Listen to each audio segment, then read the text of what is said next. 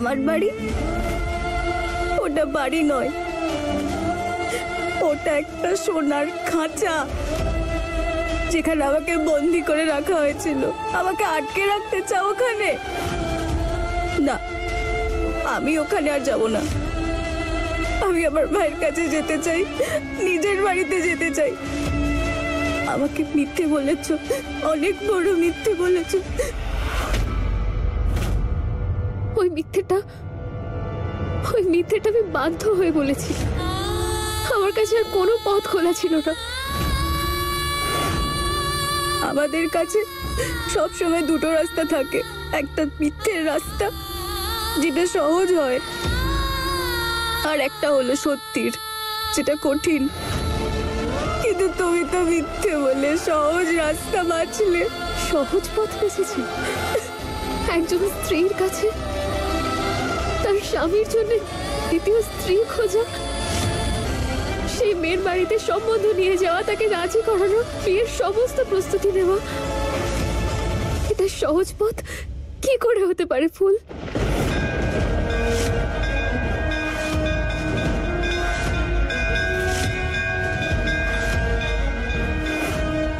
আর গরিব ঘরের মেয়ে বলে আমার মতো মেয়ের কাছে মিথ্যে বলাটা সহজ ছিল, তাই না? এমনটা নয় ফুল। এটা আমার জন্য সহজ ছিল না, আর এটা আমি আর আমার ভগবান জানেন। প্রত্যেক দিন নতুন ভাবে মরছি আমিও একজন মেয়ে। প্রত্যেক দিন আমার আত্মা আমাকে খুঁড়ে খুঁড়ে খায়। আমি এসব কি করছি, কেন করছি? কিন্তু আমার কিছু করার ছিল না। আমাকে পরিষ্কার ভাবে এটা বলা হয়েছে যে শোভনের জন্য দ্বিতীয় স্ত্রী নিয়ে এসো, নইলে শোভনকে ডিভোর্স দিয়ে ওর জীবন থেকে সারা জীবনের জন্য সরে যাও। আর ওরা তো আমাকে এটাও বলেছে যে তোমার আর শোভনের কুষ্টি যে ভালো করে মিলেছে, শুধু তাই নয়, বরং তুমি এই বংশকে একটা ছেলে উপহার দিতে পারবে।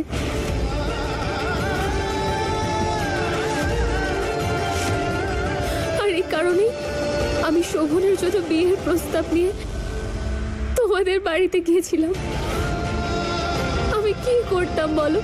আমি কি আমার নিজের স্বামী আর বাড়িকে ছেড়ে দিতে পারি বলো? এটাই তো, উনি তোমার স্বামী, আর আমাকে মিথ্যে বলা হলো যে উনি আমার। যখন কোনো মেয়ের সঙ্গে কারোর বিয়ের সম্পর্ক তৈরি হয়, তাকে সে নিজের সব কিছু মনে করে। আর আমি তো জানতামই না, যাকে আমি আমার নিজের ভাবছি সে আগের থেকেই অন্য কারোর। না, আমি ওই বাড়িতে যেতে পারবো না।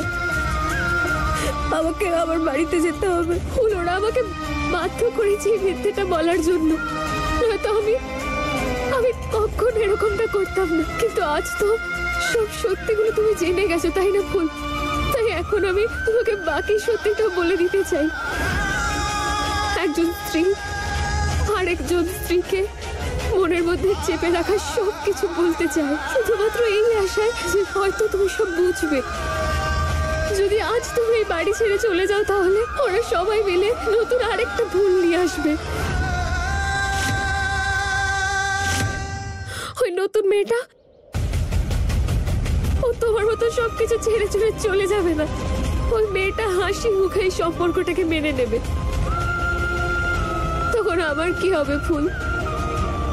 হয়তো ওই মেয়েটা এসে আমাকে শুধু শোভনের জীবন থেকেই নয়, বরং ওই বাড়ি থেকেও বের করে দেবে। ওরা আমার সব কিছু কেড়ে নেবে ফুল। আর তোমার মতোই আমার কাছেও কোনো এমন ঠিকানা নেই যেখানে আমি যেতে পারি। আমার মাই হলো আমার একমাত্র সম্বল। যদি এই বিয়েটা ভেঙে যায়, তাহলে আমার মায়ের মনটা ভেঙে যাবে। আমি আমার মাকে সারা জীবনের মতো হারিয়ে ফেলবো।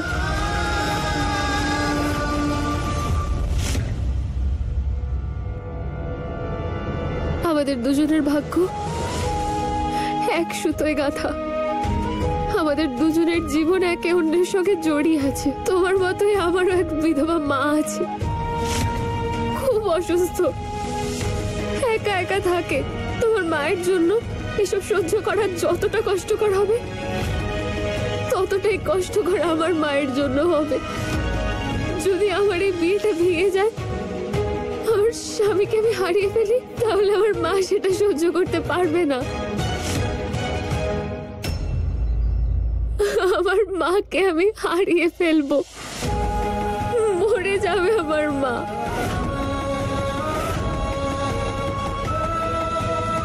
আমার কথা বিশ্বাস করো ফুল, আমার মা বড্ড অসুস্থ।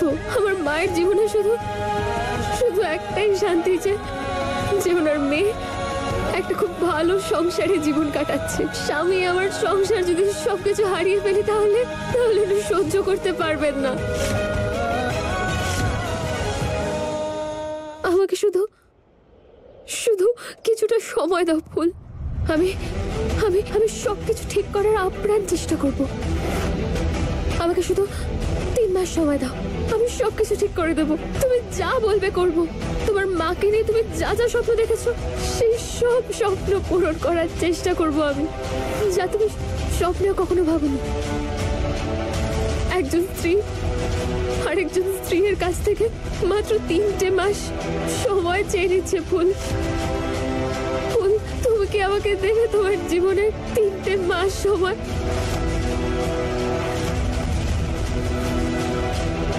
এই বিয়ের বোঝা শুধু 3টে মাসের জন্য টানো। এই বিয়েতে মন থেকে থাকো না থাকো কিচ্ছু যায় আসে না। শুধু বাড়ির লোকেদের সামনে এই বিয়েটাই আনন্দ পাওয়ার মিথ্যে নাটক তো আমরা দুজনেই করতে পারি, তাই না?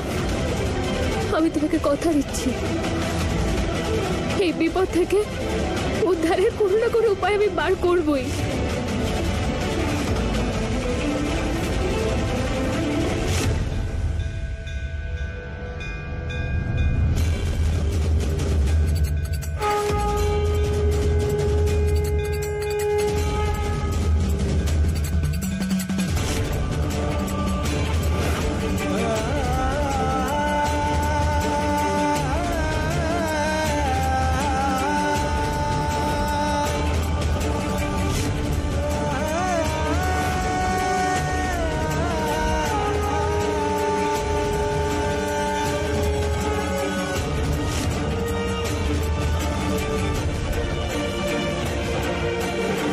দেবী ভাইয়ের সামনে আমি প্রতিজ্ঞা করছি,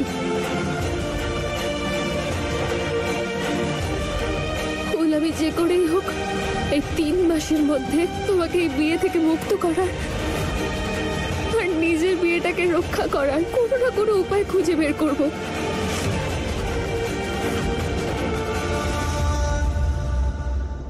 না, আমি এটা করতে পারবো না। আমার দ্বারা হবে না এটা, আমি করতে পারবো না এটা।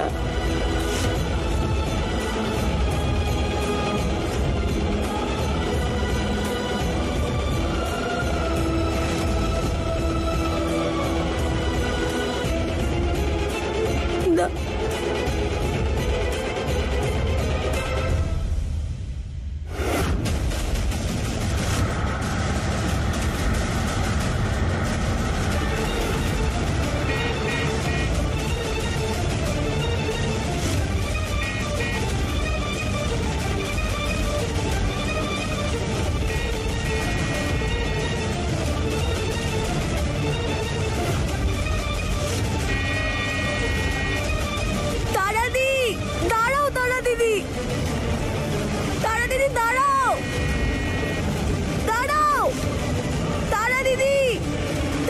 শোনো, দাঁড়াও, দাঁড়া দিদি।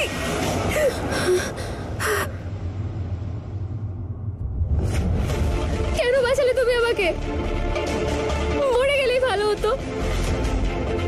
আমার মায়ের মৃত্যুর জন্য আমি দায়ী থাকবো? না না, মার যা হবে সেটা যেন আমার মরার পর হয় ফুল। কিন্তু আমি বেঁচে থাকতে আমার চোখের সামনে আমি আমার মাকে মরতে দেখতে পারবো না ফুল। আমি দেখতে পারবো না আমার মাকে মরতে। আমার মা যে সইতে পারবে না ফুল।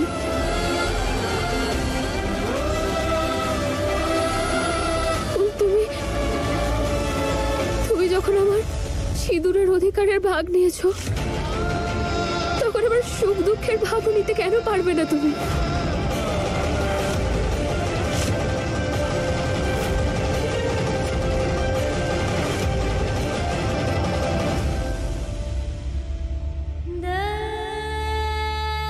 ফুল, আমি তোমার কাছে আবার কৃতজ্ঞতা প্রকাশ করতে চাই। তুমি ফিরে এসে আমারই উপকার করনি, বরং তুমি তো আমার মায়ের জীবন বাঁচিয়েছো। তোমার এই ঋণ আমি কখনো শোধ করতে পারবো না, কখনো না। একজন মেয়ে আরেকজন মেয়ের থেকে সাহায্য চেয়েছে, আর সেই মেয়েটা তাকে সাহায্যও করেছে, কারণ আমি জানি ভুল তো তোমার সাথেও হয়েছে। আমি তোমার কাছে একটা অনুরোধ করতে চাই। এই যে আমাদের মধ্যে যে কথাগুলো হলো, যে বোঝাপড়াটা আমাদের মধ্যে হলো, তুমি সেটা কিন্তু কাউকে বলো না, আর বিশেষ করে শোভনকে। ও যদি এটা জানতে পারে তাহলে আমি ওকে হারিয়ে ফেলবো, আমি ওকে হারাতে পারবো না। ফুল, প্লিজ ওকে বলো না। ঠিক আছে তারা দিদি। ফুল, তুমি এই বাড়িতে ফিরে তো চলে এসেছো, কিন্তু আমি তোমার কাছে এটা আশা রাখি যে তুমি এই বাড়ির একজন আদর্শ বৌমা হওয়ার সমস্ত নিয়ম, সমস্ত বিধি মেনে চলবে।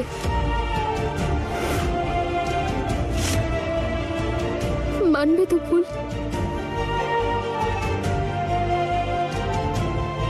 হ্যাঁ তারা দিদি, আমি আমি সবকিছু করব, আর একটা রেখা যা কখনো পার করব না।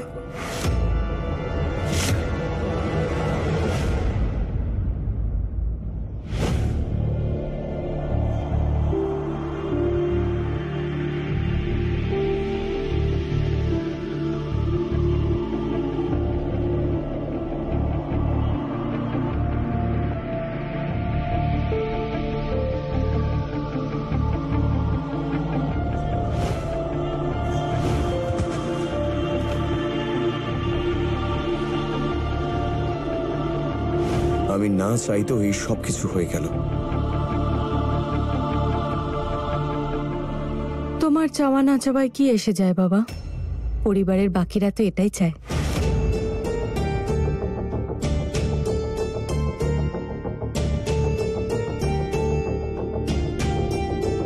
তাহলে শোভন, বিয়ের পর্ব তো মিটে গেল। দেখতে গেলে তুমি নতুন বৌমার কাছে দেবতা, কিন্তু বিয়ের পর কথা কিন্তু দেবীরই মেনে চলতে হয়, মানে তোমার বউয়ের। ভাবো একবার, কোন বাড়িতে ছিল আর কোন বাড়িতে এসে উঠলো, তোমার মতো একটা বর পেলো, এত প্রতিপত্তি, এত আরাম, এত যশ। ওর কাছে তো এগুলো স্বপ্নের মতো, তাই না বাবা? সে যে করেই হোক, ফুল কিন্তু ওর স্বপ্ন ঠিক পূরণ করে নিল। মানে না ঘুরিয়ে ধরা আর সোজা ধরা একই ব্যাপার। চালাক বলতে হবে আমাদের পূর্বমাকে। ও তো ভালো করেই জানে যে কাজটার জন্য ওকে বাড়িতে আনা হয়েছে সেটা করতে গেলে সবার সামনে আদর্শ বৌমা সেজে থাকতে হবে ওকে। ও ভালোই অভিনয় করবে বলো। একবার ভেবেই দেখো, এমন সহজ সরল নিষ্পাপ একটা মুখ থেকে কেউ বলতে পারবে ওর মনের ভেতর কি চলছে? একটা মেয়ে টাকার জন্য জীবন যৌবন সবকিছু বাজি রাখলো। আমি জানি বাবা যে এই বিয়ের পরিবর্তে ওর বাড়ির লোক মোটা টাকা খসিয়েছে, যদিও দেখতে গেলে এতে দোষেরও কিছু নেই। সুযোগের সদ্ব্যবহার তো সবাই করতে চায়। দেখতে গেলে ভালোই খেললো, কিন্তু এতে দোষের কিছু নেই বাবা। আস্তে আস্তে এবার তোমাকে ওর দলে ভেড়াবে ফুল বৌমা, আর তুমিও আশা করি ভিড়বে ওর দলে।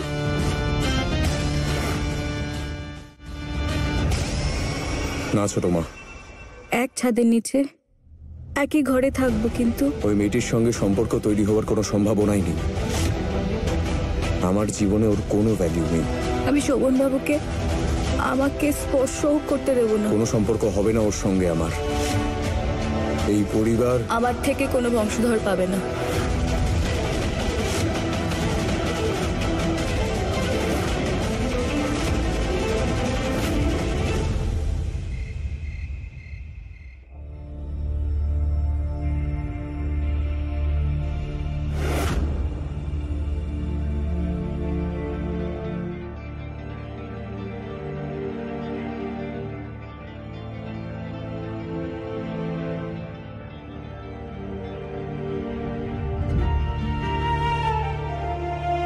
এটাতে তোর মায়ের ভালোবাসা, তার স্নেহ, তার সমস্ত স্বপ্ন দিয়ে বুনেছে এটা। আমার কথা যখন মনে পড়বে তুই এই ওড়নাটা গায়ে জড়াস। তোর মায়ের ভালোবাসা তোকে সব বিপদ থেকে রক্ষা করবে।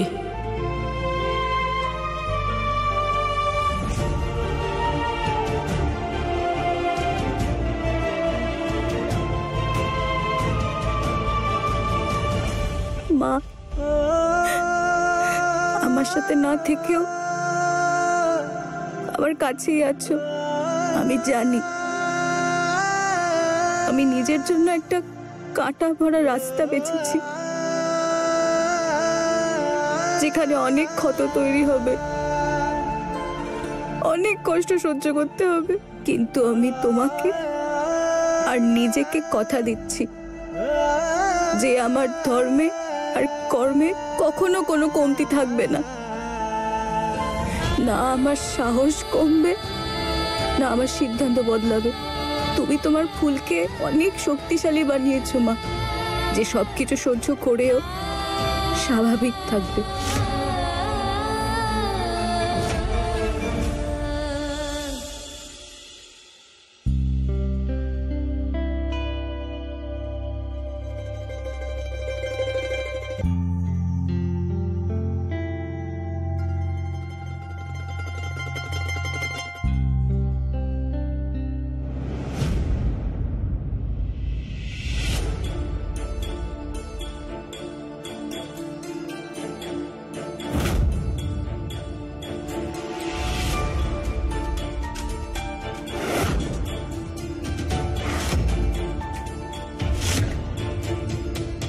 অনেক হয়ে গেছে এই নাটক।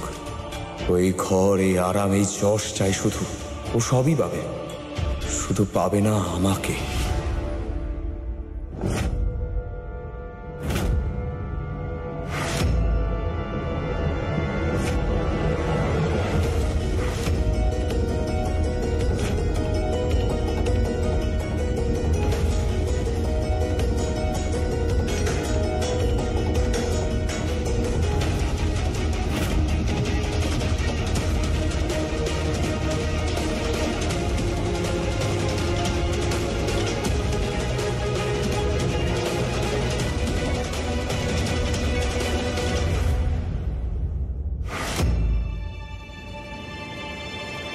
দিদিমণি, আমার খুব অবাক লাগছে যে মা ঠাকুরন এতটা নিশ্চিত ছিলেন যে ফুল আবার এখানে ফিরে আসবে।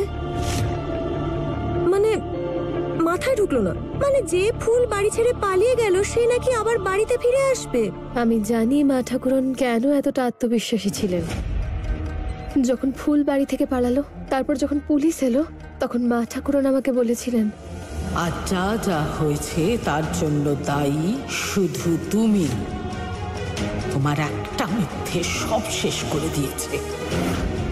ধ্বংসের মুখে যেহেতু তুমি ঠেলে দিয়েছো, তাই সব ঠিক করার দায়িত্ব তোমার। আমি তোমাকে 12 ঘন্টা সময় দিচ্ছি। এই 12 ঘন্টার মধ্যে ফুল বৌমাকে এ বাড়িতে তোমায় আনতে হবে। ধ্বংসের মুখে যেহেতু তুমি ঠেলে দিয়েছো, তাই সব ঠিক করার দায়িত্ব তোমার। আমি তোমাকে 12 ঘন্টা সময় দিচ্ছি। এই 12 ঘন্টার মধ্যে ফুল বৌমাকে এ বাড়িতে তোমায় আনতে হবে। সেটা তুমি কিভাবে, কেমন করে করবে সেটা ভাবা তোমার দায়িত্ব। তবে একটা কথা মন দিয়ে শুনে রাখো আর বুঝেও নাও, যদি 12 ঘন্টার মধ্যে ফুল বৌমা এ বাড়িতে আবার ফিরে না আসে, তাহলে আজ এই বাড়ি থেকে একজন নয়, 2জন বৌমার বিদায় ঘটবে।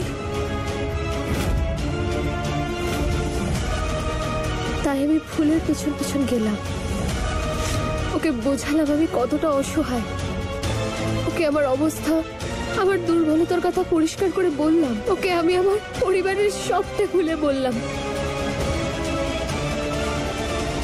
কি? আপনি ফুলকে এখানে ফিরিয়ে এনেছেন? এতে এত অবাক হওয়ার কি আছে জয়তী? তুমি ভুলে গেছো এই তুমি কিন্তু আমাকে শোভন আর ফুলের বিয়ের জন্য রাজি করিয়েছিলে। দিদিমণি, হ্যাঁ তা আমি করেছি, কিন্তু দিদিমণি আমি তো তখন ফুলের এই রূপটা দেখিনি, যেটা ও সত্যিটা জানার পর মা ঠাকুরন আর বাড়ির সবাইকে দেখালো। দিদিমণি আমি তো ভেবেছিলাম ও অত্যন্ত নিরীহ একটা মেয়ে, কিন্তু ও তো খুব সাহস দেখিয়ে মা ঠাকুরানের আদেশের বিরুদ্ধে গিয়ে বাড়ি ছেড়ে পালিয়ে গেল। ফুল কিন্তু মোটেও এতটা নিরীহ মেয়ে নয় যাকে আমরা বাড়িতে বন্দি করে রাখলে সে মুখ বুজে সব সহ্য করবে। ও কিন্তু খুব ভয়ঙ্কর সাহসী মেয়ে। ওকে আমরা আটকে রাখতে পারবো না দিদিমণি। আমার তো এখন এটা ভয় করছে যে ও আপনার থেকে সত্যিই সবকিছু না কেড়ে নেয়। না জয়তী,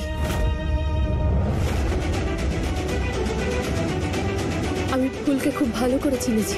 ফুল আসলে তেমন মেয়ে নয় যে অন্যের অধিকার ছিনিয়ে নেবে, অন্যের সুখ কেড়ে নেবে। ওর উপর আমার পূর্ণ আস্থা আছে, ও আমার ভরসা, আর আমার সংসার কখনো ভাঙবে না। ও আমায় কথা দিয়েছে জয়তী,